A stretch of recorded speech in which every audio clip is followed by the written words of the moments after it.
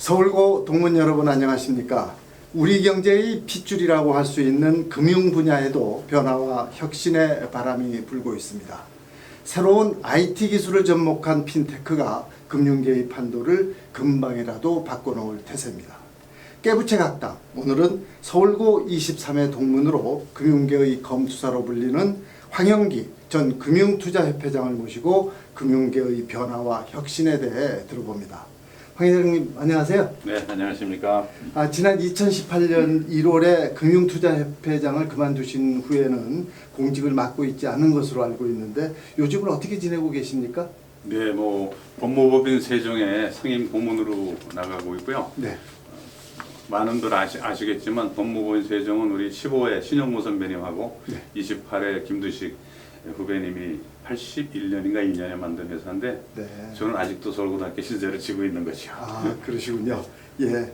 그 모두에서 말씀드렸던 대로 이제 다른 분야와 마찬가지로 금융계에도 이제 변화와 혁신의 바람이 불고 있지 않습니까? 핀테크로 대표되는 금융계의 변화는 더욱 가속화되지 않을까요? 네, 사실 변화라고 하기에는 적절치 않아요. 혁명이라고 해야 될 것 같은데 네.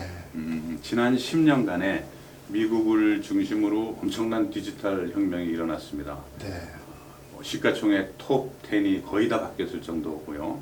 많은 분들 아시는 대로 네. 페이스북, 애플, 구글, 넷플릭스 이런 회사들이 엄청나게 컸죠. 네. 우리나라도 제일 젊은이들한테 인기 있는 회사가 네카라, 쿠베, 네이버, 카카오, 라인, 쿠팡, 배달의 민족. 그렇죠. 이 회사들이 젊은이들이 가장 가고 싶어하는 회사들입니다. 그러니까 사람들이 부지불식간에 이제 온라인에서 생활을 하고 있는 셈인데요. 금융도 예외가 아닙니다. 네. 제가 단적인 예를 하나 들어드리면 바로 얼마 전에 카카오뱅크가 상장이 됐습니다. 예. 근데 지금 시가총액이 40조를 넘어가요. 그렇죠. 예. 근데 우리나라에서 제일 크다는 KB금융지주 22조 정도 됩니다. 네. 넘버 2인 신한금융지주 20조 정도 됩니다.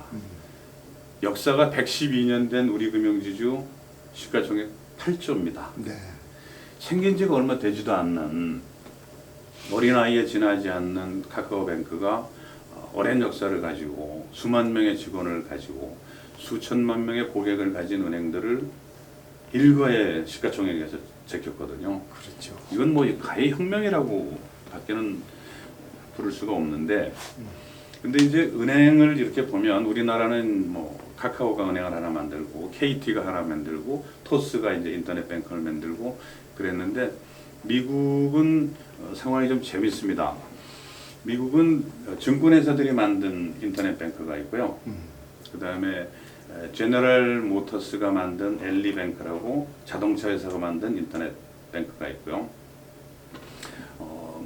여러 다양한 그 주체들이 인터넷 뱅크를 만들었습니다. 우리하고 비슷한 일본의 경우는 2000년에 미쓰이 수미토모 은행하고 일본 생명이 합쳐서 최초로 재팬 네트뱅크라는 인터넷 뱅크를 만들었는데 그 이후에 소니가 소니뱅크를 만들었어요. 예. 세븐일레븐이 세븐뱅크를 만들었고요. 예. 이토 요카도라는 유통회사가 옛날에 아이와이뱅크라고 지금은 이제 이름을 바꿔가지고 다른 이름으로 부르고 있습니다만은 이런 다양한 인터넷 뱅크들이 있습니다. 우리가 앞으로 그렇게 갈 거라고 저는 생각을 해요. 한국으로 대입을 하면 예를 들어 미래에셋은행, 네. 삼성전자은행, 한화생명은행, 이런 현대자동차은행 이런 은행들이 생겨 있는 것이죠. 네. 그래서 앞으로 이제 우리나라의 기존의 소위 말하는 레거시 금융회사들하고 신생 핀테크 금융회사들 간에 엄청난 전쟁이 벌어질 거고요. 네. 그 전쟁의 서막은 인터넷 뱅크에서 올랐습니다. 네. 그리고 첫 번째 전쟁의 승자는 카카오뱅크라고 봐야 될 것 같고요. 예. 곧 이어서 이제 K뱅크 상장될 거고 토스뱅크 상장될 거고 이것이 이제 국민들한테 주는 충격은 굉장히 클 거라고 생각을 하고 대혁신 또는 금융혁명이 이제 막 시작했다고 볼 수 있을 것 같아요. 네, 우리 그 선배님 말씀 들으니까 정말 엄청난 금융계의 변화가 예상된다 이렇게 생각이 듭니다. 핀테크 하면 이제 이렇게 떠오르는 게 중국 그 마인의 그 알리페이를 생각하게 되는데 그 중국 내에서 유통되는 상품 결제의 이제 절반 이상을 차지하고 있고요. 이런 거래 자료가 빅데이터로 쌓이면서 이제 대출 등 이제 금융의 전 분야로 이제 영역을 넓혀가고 있는데요. 그래서 이제 위협을 느끼는 이제 중국 당국이 이제 제동을 걸고 나서긴 했는데 우리나라도 이런 말씀하신 이제 핀테크 기업을 적극 육성해야 된다고 보는데 핀테크 육성에 가장 필요한 요소 어떤 점이라고 보십니까? 아주 좋은 예를 들으셨는데요. 네. 제가 금융투자협회장을 할 때 증권사 사장님들을 모시고 중국 항저우에 있는 알리페이 본사를 갔습니다. 아, 그러셨습니까? 그 회사가 이제 알리페이고 사실 법인 이름은 이제 엔트 파이낸셜 예. 개미 그림이 이렇게 그려져 있습니다. 엔트 파이낸셜 상장이 보류가 됐죠. 네네 보류가 됐죠. 근데 거기 가서 이제 거기 그 마윤의 친구라는 사장하고 그 예. 젊은 전략 담당들을 만났는데 몇 가지 놀랐습니다. 우선 거기에 있는 그 전략 담당 친구들이 이 친구는 스탠포드, 이 친구는 하버드, 이 친구는 맥킨지 출신, 이 친구는 KPMG 출신, 다 미국에서 훈련받은 친구들이고 대단히 젊고요. 네. 두 번째로는 뭐 당연히 영어를 잘하고요. 세 번째로는 자신감이 어마어마합니다. 예. 거의 세상은 내 손 안에 있다는 정도의 어마어마한 자신감으로 뭉친 그 젊은이들을 많이 만났는데 그 황 회장님의 젊었을 때 모습을 보신 것 같은데요. 저는 그런 정도 자신감은 없었어요. 근데 그때 이제 예를 들어서 얘기를 하면서 알리바바에 이제 말씀하신 대로 엄청난 양의 거래가 일어나고 있는데 그 거래 당사자가 되는 대기업, 중소기업, 개인, 소상공인 이런 사람들의 거래 실적을 분석을 해서 저 회사는 한 번도 대금 연체가 없고 때로는 일찍 갚기도 하고 뭐 등등 이제 이런 자료들이 쌓여서 자기네들은 대출 신청이 들어오면 5분 안에 대출 결정을 해줄 수 있다. 그렇게 얘기를 하는 거예요. 예. 그러더니 이제 그게 계속 커가지고 이제 뭐 중국 당국이 걱정을 할 정도까지 커서 지금은 뭐 어떻게 보면 이제 고생을 하고 있습니다만은 근데 그 인터넷상에서 생겨나는 데이터는 우리나라도 중국 못지 않습니다. 절대 규모로는 물론 중국이 15억 인구니까 많지만 인터넷 사용률은 우리가 더 높거든요. 예. 어마어마한 인터넷 거래들이 일어나고 있는데 우리도 따라서 우리나라도 데이터가 많죠. 근데 우리나라가 데이터를 활용을 그동안에는 못했습니다. 이쪽 업무를 하는 사람 중에서는 이제 좀 조롱조로 부르는 그 법이 있는데 개망신법이라고 있습니다. 예. 이게 뭐의 약자냐면 개인정보보호법, 정보통신망법, 그다음에 신용정보보호법. 그래서 개짜, 신짜, 망정법, 개망신법이라고 그랬는데 이 세 법이 주로 개인의 정보를 사용하지 못하도록 하는 제약이었습니다. 네. 그래서 이걸 풀어야 된다. 그래서 이제 그 암호화된 비식별화된 정보는 쓸 수 있게 해줘야 된다는 노력들을 굉장히 많이 해서 한 1년 전쯤에는 이제 비식별화 정보를 비식별 조치를 해서 사용할 수 있게 이제 법이 고쳐졌습니다. 이제 시작인 거죠. 네. 그래서 앞으로는 우리나라도 이제 핀테크 사업들이 속도가 더 붙을 거라고 저는 이제 생각을 하는데 뭐 핀테크 회사들이 어떻게 해야 되냐고 이제 물어보셨지만 핀테크 회사들을 저도 많이 만나보는데 다 젊은 분들이에요. 30 후반, 뭐 40 중반들인데 공통적으로 호소하는 것은 정부의 규제입니다. 네. 이게 저희가 이제 규제라는 거는 과거의 비즈니스 모델, 과거의 우리 문화, 관행 이런 것들을 염두에 두고 만든 규제거든요. 근데 전혀 없던 이제 서비스가 생겨나는 거예요. 기존 규제에 담기가 굉장히 어려운 거죠. 그래서 우리가 하고자 하는 것은 완전히 새로운 비즈니스니까 과거의 규제를 좀 풀어달라고 얘기를 하는데 정부 당국 입장에서 보면은 좀 빠르다, 천천히 가자 그러는 거예요. 그러다가 이제 예를 들면 이번에 머지 포인트 같은 사고가 나는 겁니다. 네. 뭐 아시는 대로 머지 포인트는 이제 가입을 해서 돈을 좀 내면 모든 거기에 올라와 있는 물건들을 20% 할인해서 살 수 있거든요. 사실은 이게 이제 어떻게 보면 일종의 그 할인을 해주는 전자금융 서비스를 해주는 건데, 냉철하게 보면은 전자금융에 해당하는 건데 전자금융법에 의한 인가를 받지 않고 그냥 서비스를 한 거예요. 예. 그런데 이제 사고가 났지 않습니까? 이게 정부 당국에서 내거는 얘기는, 봐라, 정부에서 비즈니스 모델을 점검을 해서 인허가를 내주지 않았다 보니까 이런 일이 생기는 거 아니냐. 그 인허가가 필요하다. 이런 얘기를 정부로서는 할 수가 있는 것이죠. 그래서 핀테크에서 규제를 무조건 풀어달라는 얘기가 100% 맞는 것도 아니고요. 정부 당국처럼 뭐 새로운 거는 난 잘 모르겠다. 과거대로 가자. 과거 규제의 틀에 들어와라. 이런 것도 문제가 있죠. 사실은 무조건 안 돼가 아니라 어떻게 하면 될까, 이렇게 고민해주는 정부 당국의 자세가 필요하다고 저는 생각을 해서요. 그 정부에서 좀 현명한 그 규제를 하되 현명한 규제를 해주는 그런 전향적인 자세를 가진 정부가 나오면, 또 그런 금융당국이 그런 생각을 하게 되면 우리나라 핀테크 사업은 굉장히 속도가 빨라질 거라고 저는 확신합니다. 예. 이제 좀 큰 틀의 금융통화 정책에 대해서 질문을 드리겠습니다. 우리나라가 이제 얼마 전에 이제 금리를 올리지 않았습니까? 그리고 이제 미국도 이제 그 자산 매입을 축소하는 이른바 이제 테이퍼링 정책을 시작할 것으로 보이는데, 우리 경제가 이제 세계 경제와 밀접한 연관을 맺고 있기 때문에 우리 경제에 대한 충격을 줄이기 위해서라도 이런 그 국제적인 흐름에 적극 대비해야 될 것으로 보는데, 어떻게 해야 된다고 보십니까? 네, 뭐 한국은행도 대비하기 위해서 이제 금리를 0.25%를 일단 선제적으로 올렸죠. 근데 미국은 우리가 걱정하는 것처럼 그렇게 그 테이퍼링을 빨리 한다든지 금리를 빨리 올린다든지 그런 일은 없을 걸로 이제 그 파월 의장의 그 잭슨 홀 스피치에서 이제 확인이 됐습니다. 그래서 제가 보기에는 큰 충격은 당분간은 없을 것 같고요. 문제는 이제 우리나라에서 갖고 있는 부동산 거품 문제, 그리고 과도한 가계부채 문제, 이거는 단순한 금리만 가지고 해결된 문제는 저는 아니라고 보고요.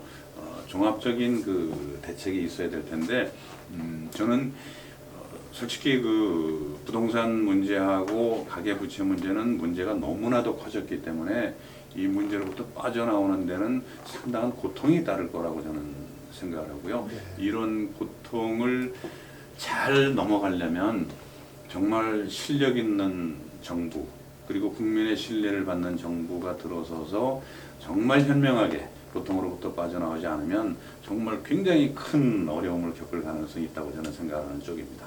예. 뭐 비관적인 전망을 해주셨지만, 그렇기 때문에 이제 특단의 대책을 세우면 얼마든지 막을 수 있다, 이렇게 생각을 합니다.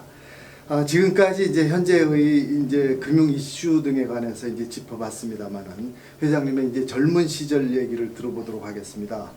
이제 앞서 언급한 대로 황 회장님은 이제 금융계에서 이제 검투사로 불리는데, 주요한 금융 이슈에 대해서 이제 거침없이 자기 주장을 내놓기 때문이다, 이렇게 알고 있습니다. 이런 기질은 이제 삼성에 입사하면서부터 나타났다고 하는데, 입사 초기에 이제 삼성그룹 비서실에서 국제금융 업무를 하다가 유학을 가셨어요. 왜 그런 결심을 하셨습니까? 유학은 좀 뜬금없이 갔어요. 무모했는데요. 돈도 하나도 없이. 그랬는데 이유는 굉장히 간단했습니다. 제가 이제 삼성 비서실의 국제금융 담당 쫄병으로 올라가서 일을 하는데, 그럼 하는 일이 이제 그때는 외화 차입하는 일입니다. 이제 결국은 뭐 시티은행, 체이스 맨하튼 은행, 그다음에 뭐 영국의 뭐 라자드 브라더스, 뭐 슈로더, 뭐 이런 그 영국의 모천 뱅크, 미국의 은행들, 거기서 뱅커들이 이제 한국에 올 때는 이제 삼성 비서실을 들릅니다. 얘기를 들어보면 너무도 아는 게 많은 거예요. 저는 쫄병이었지만 뭐 숫자가 그 팀의 숫자가 몇 명이 안 됐기 때문에 저 스스로 삼성의 국제금융의 대표 선수다, 이렇게 생각을 하고 있었는데, 제 실력에 대해서 정말 자괴감을 느꼈습니다. 대화가 상대가 안 되는 거예요. 예. 예를 들어서 이 사람이 어저께 뭐 말레이시아 정부가 무슨 뭐 유로 달러를 뭐 5천만 불을 발행했는데 수수료가 얼마고 금리는 뭐고 거기에 무슨 조건이 들어가 있고 뭐 이걸 쭉 읊으면 저는 듣도 보도 못한 일인데 네. 이 사람들은 그거를 거의 밥 먹듯이 이제 얘기를 하는 거예요.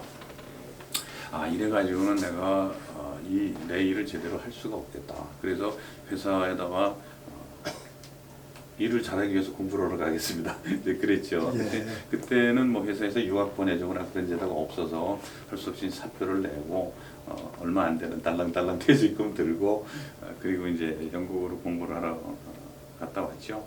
근데 뭐 그런 뭔가 이렇게 해야 될 일이 있으면은 그냥 가만히 앉아 있지 못하는 기질은 제가 옛날부터 있었던 건 맞는 것 같고요. 네. 이제 사회에 나와서도 뭐 검투사라는 얘기가 좀 험악한 얘기이긴 합니다만은 저는 기본적으로 경영자라면 네.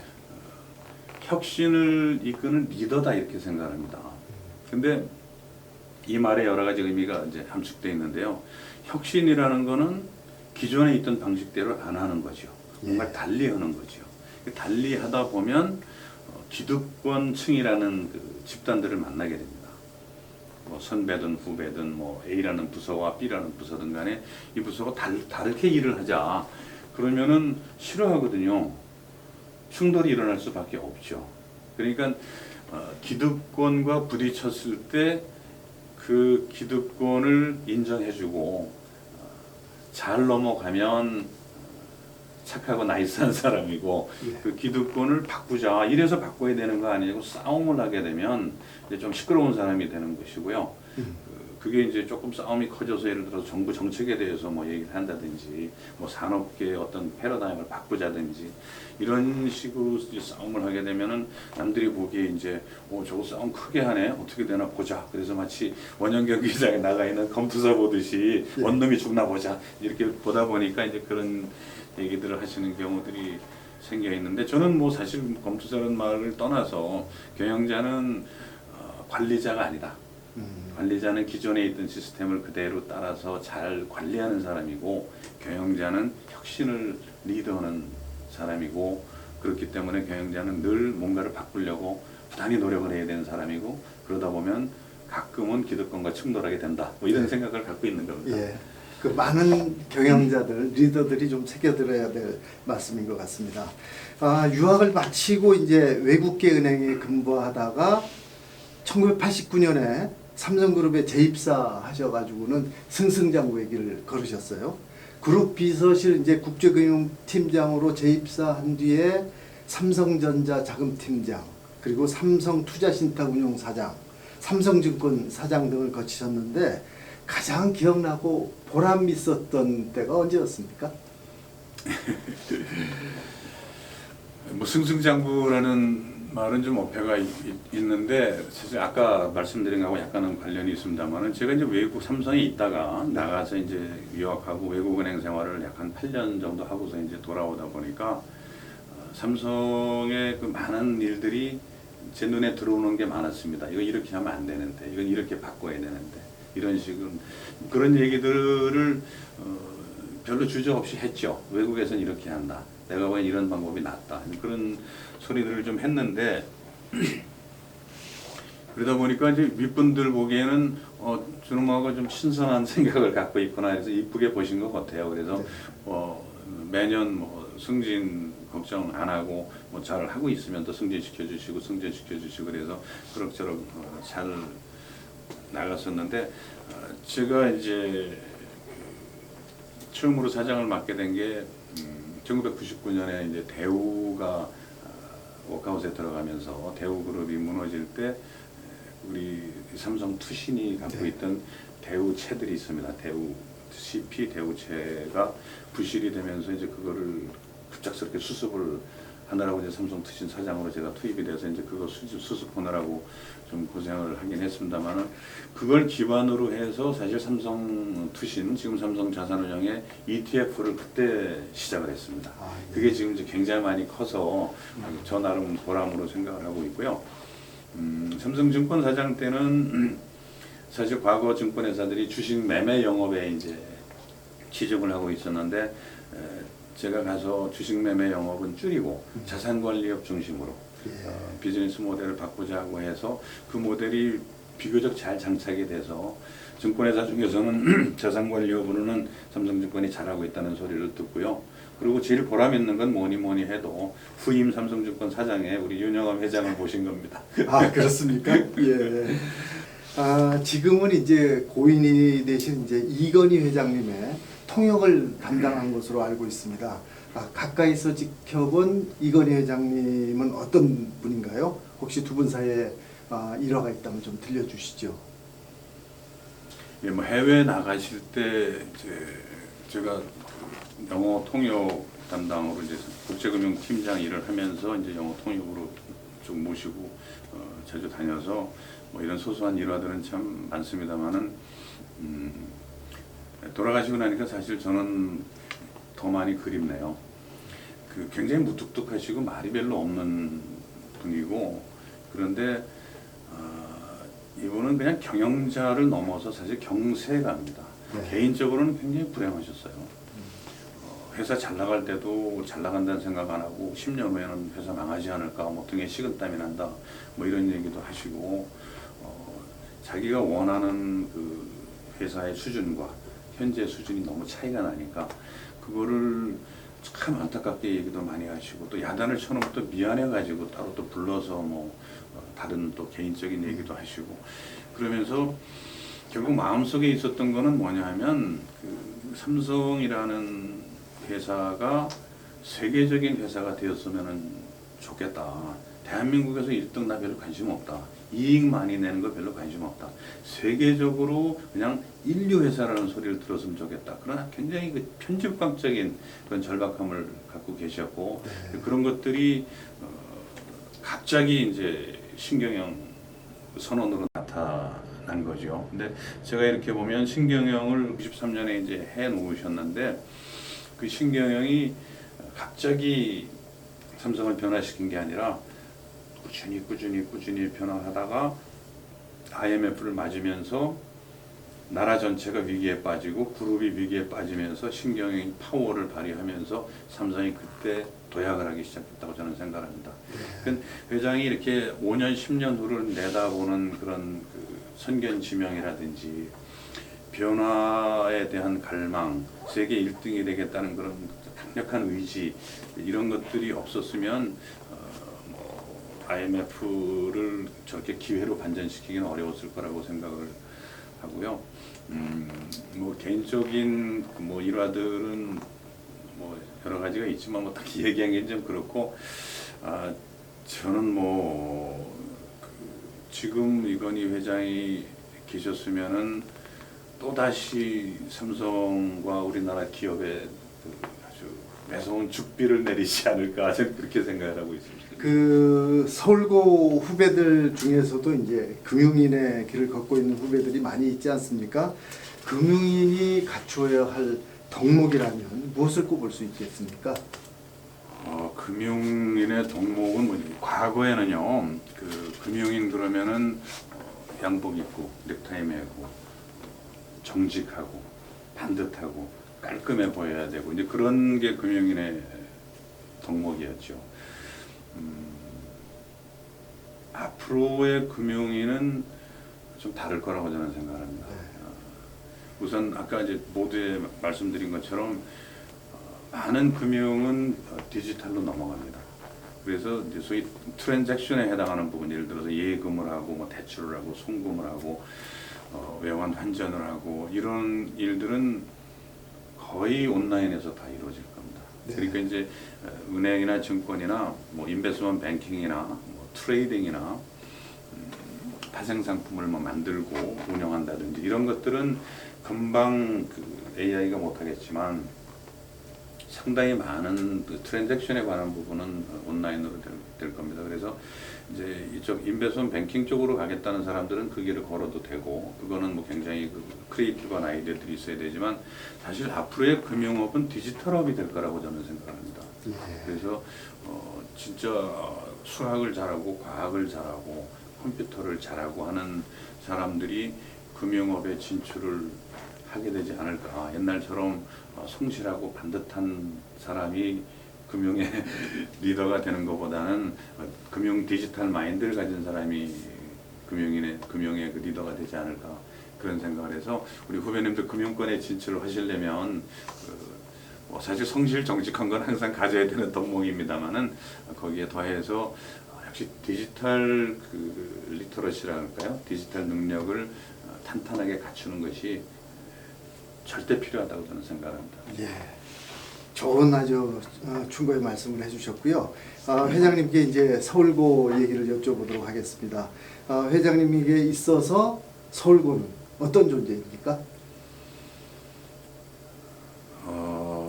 서울고는 저에게는 큰 은혜입니다.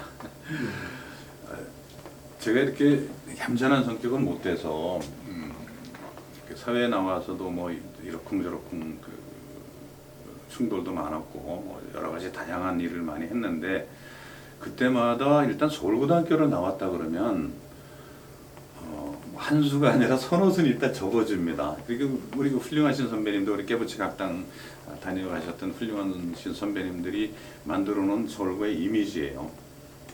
책임을 지키고 반듯하고 자기 일 확실하게 하고 머리 좋고 뭐 거짓말 부정 같은 거 안 하고 뭐 그런 그 이미지가 선배님들로부터 쭉 내려왔기 때문에 일단 서울고등학교를 나왔다 그러면 뭐 제가 약간의 편차는 있을지언정 기본적으로 우수한 사람이다 라는 데 대해서는 한 번도 의심을 받아본 적이 없습니다.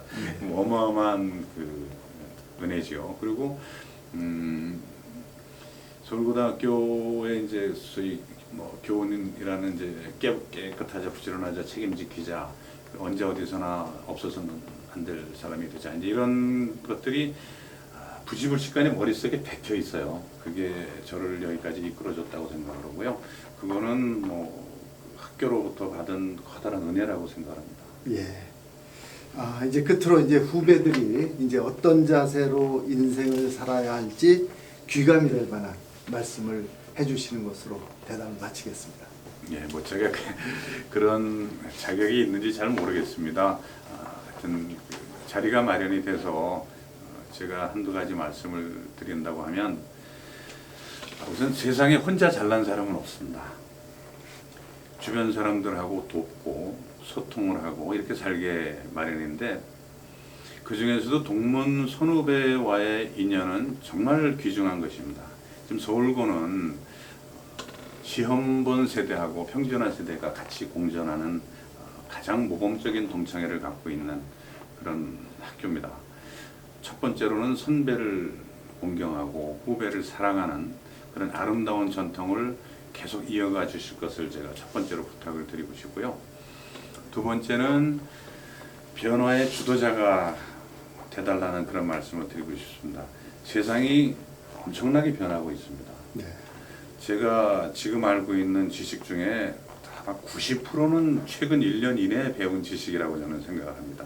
계속 새로운 것을 공부하면서 변화에 앞서가려는 노력을 부단히 해주시고 과거에 배웠던 거, 기존에 있던 직장과 조직, 기존에 알던 사람, 요 범주에 매여 있지 마시고 항상 새로운 변화를 주도하시기를 당부 말씀을 좀 드리고 싶고요. 마지막으로는 모교에 관심을 가져달라는 말씀을 드리고 싶습니다.